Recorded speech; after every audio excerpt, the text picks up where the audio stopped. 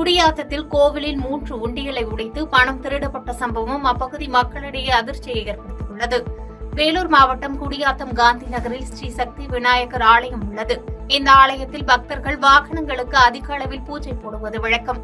எப்பொழுதும் பக்தர்கள் கூட்டம் மிகுந்து காணப்படும் இந்த ஆலயத்திற்குள் ஸ்ரீ சக்தி விநாயகர் ஆலயம், ஸ்ரீ விஷ்ணு துர்க்கை ஆலயம் மற்றும் ஸ்ரீ வீர ஆஞ்சநேயர் ஆலயம் உள்ளன.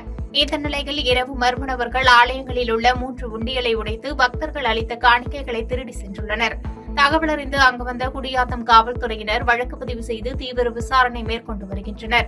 பொதுமக்கள் அதிகம் சென்று வரும் பிரதான சாலையோரம் உள்ள கோவிலில் 3 உண்டியலின் பூட்டை உடைத்து பணம் கொள்ளை போன சம்பவம் பக்தர்கள் மத்தியில் பெரும் பரபரப்பை ஏற்படுத்தியுள்ளது.